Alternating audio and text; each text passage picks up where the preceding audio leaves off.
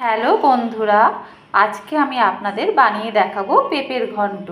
তো পেঁপের ঘন্ট করতে প্রথমে লাগছে একটা কাঁচা পেঁপে, লাগছে হচ্ছে আলুগুলোকে আমি এইভাবে ভালো করে কেটে ধুয়ে নিয়েছি ছোট ছোট টুকরো করে। লাগছে টমেটো, একটা বড় সাইজের টমেটো কুচিয়ে রেখেছি। লাগছে কাঁচা লঙ্কা, তো আমার কাছে কাঁচা লঙ্কা আর পাকা লঙ্কা ছিল, তো আমি দু রকম লঙ্কা মিশিয়ে রেখেছি।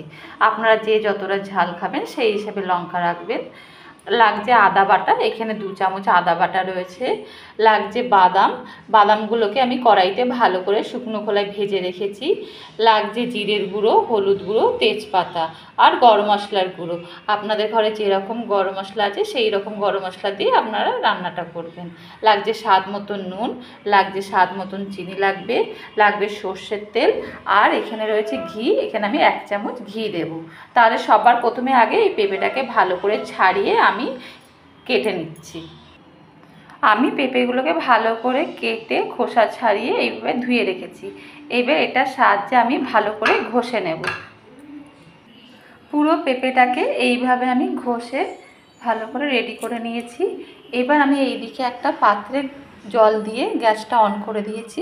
একটু জলটা ফুটে গেলেই আমি এই পেঁপেটা এর মধ্যে দিয়ে একটু ভাপ দিয়ে নামিয়ে নিচ্ছি। দেখুন তাহলে পেঁপেটা আমি জলের মধ্যে দিয়ে দিয়েছি, ভাপ হয়ে গেছে। কারণ ভাপটা দিলে কি পেঁপের মধ্যে যে কষটা থাকে সেটা বেরিয়ে যায়। দেখুন সাদা সাদা ধরনের লাগছে না দেখতে? এবার আমি এটা পুরো একটা ঝুড়ির মধ্যে ছেঁকে তুলে নেব। দেখুন তাহলে আমি পেঁপেটা ভালো করে ছেঁকে নিয়েছি ঝুড়ির মধ্যে।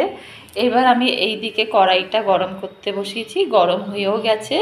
এদিকে এবার আমি তেল দিয়ে দেবো, সর্ষের তেল আন্দাজ মতন যতটা লাগবে। সর্ষের তেলটা গরম হলে তারপরে আমি তেজপাতা আলুগুলো দিয়ে ভাজবো। তেলটা আমার গরম হয়ে গেছে। এইবার আমি একটা তেজপাতা দিয়ে দিচ্ছি, আর এইদিকে ছোট ছোট কেটে রাখা আলুগুলো দিয়ে একটু ভাজা ভাজা করে নেব। আলুটা আমার একটু ভাজা ভাজা হয়ে গেছে। এইবার আমি এতে এক এক করে যেমন নুনটা স্বাদ মতন দেবেন। এখানে দেব হচ্ছে এই কাঁচা লঙ্কাগুলো, এর মধ্যে আমি সব দিয়ে দেব। যতটা যে ঝাল খাবে একটু ফাটিয়ে ফাটিয়ে দিয়ে দিচ্ছি কাঁচা লঙ্কাগুলোকে, যে যতটা ঝাল খাওয়া হিসাবে। টমেটোটাও আমি দিয়ে দিলাম। এখানে হলুদ গুঁড়োটাও দিয়ে দেবো, জিরের গুঁড়োটাও দিয়ে দেবো। জিরের গুঁড়োটা আমি 1 চামচ মতন দিয়েছি বড় চামচে। আর দেবো হচ্ছে আদা বাটা, 2 চামচ মতন আদা বাটা দিয়ে আমি এটা সব শুদ্ধ কষিয়ে নেব ভালো করে। এইভাবে ভালো করে আমি কষিয়ে নেব। আমার ভালো করে মশলাটা কিন্তু কষে গেছে। এইবার আমি যেই পেঁপেটা রেখেছিলাম ছেঁকে, সেই পেঁপেটা আমি এর মধ্যে দিয়ে দিলাম, দিয়ে আমি ভালো করে কষাবো। তারপরে ভালো করে একটু কষিয়ে নেব। এখনই আমি এর মধ্যে বাদামগুলো, যে ভাজা বাদামগুলো ছিল সেটাও আমি দিয়ে দেব, দিয়ে আমি কষিয়ে নিচ্ছি। পেঁপে আলুর মশলা সব ভালোভাবে কিন্তু কষে গেছে। এইবার আমি এখানে একটু জল দেব।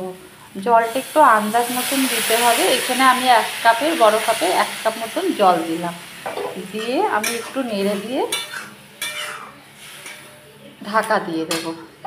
ব্যাস, বড় কাপের 1 কাপ জল দিয়ে এবার আমি ঢাকা দিয়ে এটাকে সেদ্ধ হয়ে গেলেই তারপরে আমি ঘি গরম মশলা দিয়ে নামিয়ে ফেলবো। এবার আমি এখানে আন্দাজ মতন একটু মিষ্টি দিয়ে দেবো, যে যতটা মিষ্টি খান সেই হিসাবে দেবেন। আমি এখানে ছোট চামচে 2 চামচ মিষ্টি দিয়ে একটু, তরকারিটা কিন্তু হয়েই গেছে। এইবার আমি এখানে 1 চামচ মতন একটু ঘি দিয়ে দেবো, আর গরম মশলার গুঁড়ো দিয়ে দেবো 1 চামচ মতন দিয়ে এবার আমি এটাকে একটু নেড়ে ছেড়ে নামিয়ে ফেলবো। তাহলেই আমার পুরোপুরি রেডি হয়ে গেছে পেঁপের ঘন্ট। ব্যাস, এবার আমার রেডি। দেখুন তাহলে আমার কিন্তু পেঁপের ঘন্ট একদম রেডি হয়ে গেছে। এই পেঁপের ঘন্টটা রুটি, পরোটা, শুকনো ভাত দিয়ে মেখে খেতে কিন্তু খুব ভালো লাগে। যদি আমার এই রেসিপিটা আপনাদের পছন্দ হয়ে থাকে তাহলে অবশ্যই লাইক আর সাবস্ক্রাইব করতে কিন্তু ভুলবেন না। তাহলে আজকে এই পর্যন্তই।